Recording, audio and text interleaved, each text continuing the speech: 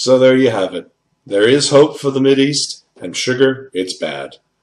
Now, if you had your choice of being a census taker, this week saw the launch of two such efforts. The first was across Afghanistan. The catch here, though, was that one could not ask those being queried their religion, language, or ethnic background. The Guardian followed around a young woman census taker doing this job for the first time since 1979.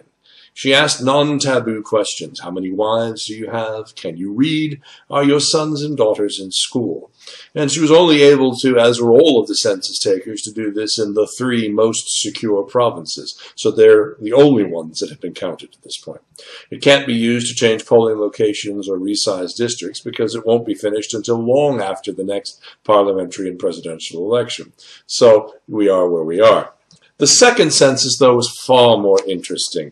The London Zoo is conducting its annual census, and quite frankly, this is a job I would love to have. Imagine doing a census where you have to count every small bird and mammal in captivity, and you have to name it. So that looked like it could be a lot of fun. Standing around as a group of ferrets stand up to be counted and looking at you, great fun. You can visit the Guardian website to see a film on the entire proceedings.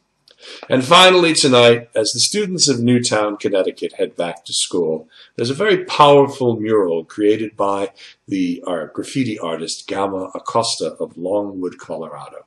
It's attracting viral interest for the power of its message.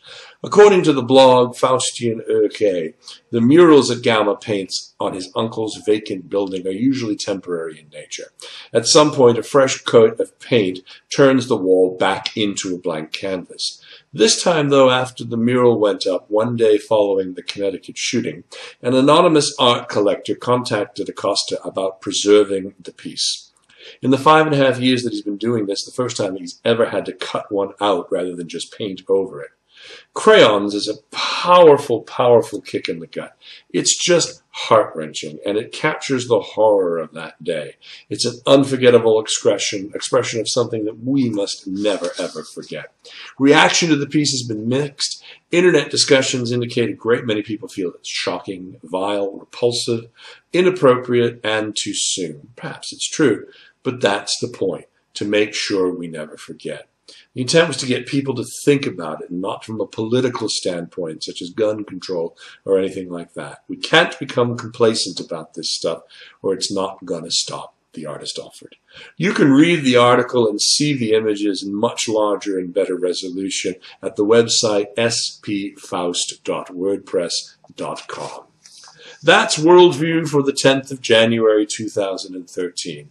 On this day in history, rocker Rod Stewart was born in 1945, making him 68 years young today. If you run into Rod, wish him a happy birthday and ask him about Maggie May, the hit that launched his solo career in 1971 and took him to the top of the U.S. and the British pop charts. And if you ever get to go to a Rod Stewart concert, it's truly an event with bagpipers leading the way throughout the entire venue. Now, we won't have any bagpipe players here to play us out, but thank you for being a part of our very first show. Next week, we'll be back with more guests and great stories. Thank you and goodbye.